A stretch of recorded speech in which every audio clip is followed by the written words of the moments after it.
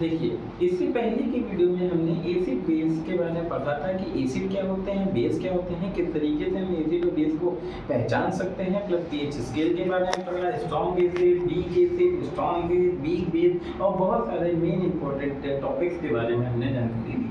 इसके बाद हम इस चैप्टर से रिलेटेड कुछ इंपॉर्टेंट क्वेश्चंस के बारे में बात करेंगे, जो सबसे ज़्यादा पूछे जाने वाले क्वेश्चंस हैं, उसको किस तरीके से हमें सॉल्व करना है। चलिए समझते हैं। एक क्वेश्चन सबसे ज्यादा बोर्ड एग्जाम में पूछा जाता है कि अगर किसी भी एसिड की रिएक्शन हम मेटल से कराते हैं तो हमें क्या मिलता है। ठीक है, सबसे इंपॉर्टेंट क्वेश्चन है। तो हमने क्या देखा, अगर किसी भी एसिड की रिएक्शन हम मेटल से कराते हैं तो हमारा हाइड्रोजन गैस बाहर की तरफ मोस्टली हाइड्रोजन गैस हमें देखने को मिलती है। उदाहरण के तौर पर अगर मैं हाइड्रोक्लोरिक एसिड की रिएक्शन Zn से करा दूं तो हमने क्या देखा, यहाँ पर जिंक क्लोराइड हुआ प्लस और H2 बाहर आ गया, यहाँ H2 है तो यहाँ 2 लगा दिया। ये हमारी बैलेंस इक्वेशन हो गई। ये हाइड्रोजन गैस है तो मैंने उसको हवा में डाल दिया। तो इसको हमने क्या देखा, अगर मैं एसिड और मेटल की रिएक्शन आपस में कराता हूँ तो हाइड्रोजन गैस का फॉर्मेशन होता है।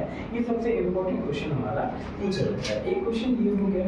एक दूसरा क्वेश्चन सबसे ज्यादा पूछा जाता है कि अगर मैं HCl की बात करूं और HNO3 की बात करूं, जिसे कहते हैं हम नाइट्रिक एसिड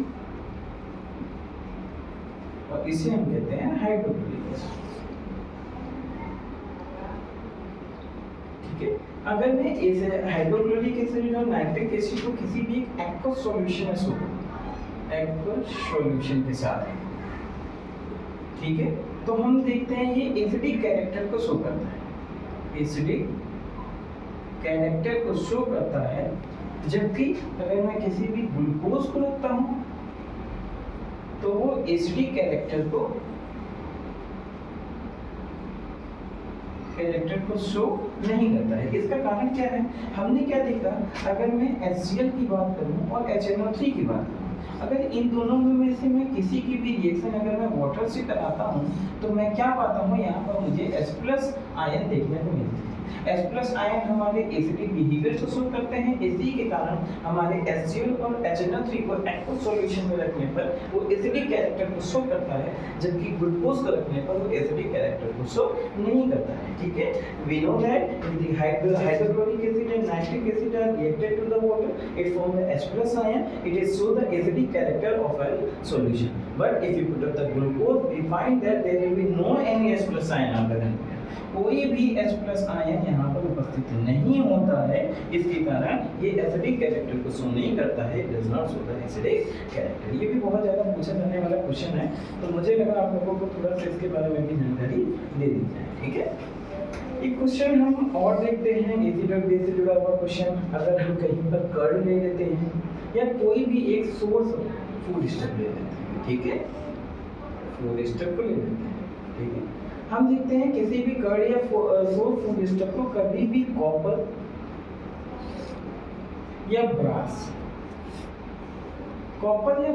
वेसल के अंदर नहीं रखा जाता। इसका कारण क्या होता है, आपने देखा होगा घर में हम दही का प्रयोग करते हैं और बहुत सारी खट्टी चीज़ों का प्रयोग करते हैं खाने में, इन सभी का प्रयोग किया जाता है, लेकिन कभी भी हम इसको कॉपर के बने हुए बर्तन में या ब्रास के बने हुए बर्तन में इसमें पुट क्यों नहीं करते। उसका सबसे बड़ा कारण है कि जो कॉपर और ब्रास है वो एक तरह का मेटल है।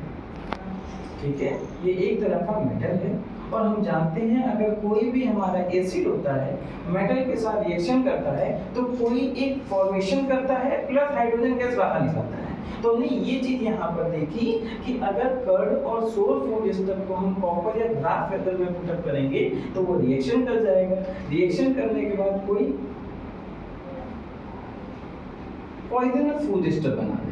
ठीक है, और वो फूड स्टफ इतना ज़्यादा जहरीला होगा कि उसकी वजह से हमें हेल्थ से जुड़ी हुई विभिन्न तरह की परेशानियां हो सकती हैं। तो ये भी हमें पेपर में देखने को बहुत मिलता है कि कर्ड और सोर फूड स्टफ को कभी भी हम ब्रास या कॉपर वेसल में क्यों नहीं रखते हैं। इसका सबसे बड़ा कारण है कि वो पॉइजनस फूड स्टफ बना देगा, जो कि हमारी हेल्थ के लिए बिल्कुल भी अच्छा नहीं होता और हेल्थ से हम कभी भी मजाक नहीं कर सकते। ठीक है, इसी के साथ एक क्वेश्चन हमारा और पूछा जाता है, जैसे अगर मैं ड्राई हाइड्रोक्लोरिक एसिड को ले लूं,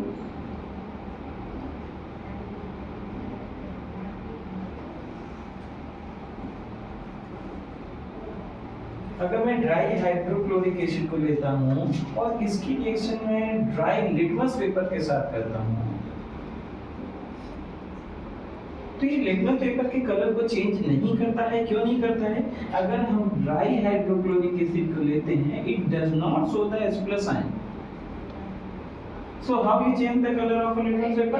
जब वो H+ आयन ही शो नहीं कर रहा है तो वो किस तरीके से लिटमस पेपर को कलर को चेंज कर सकता है?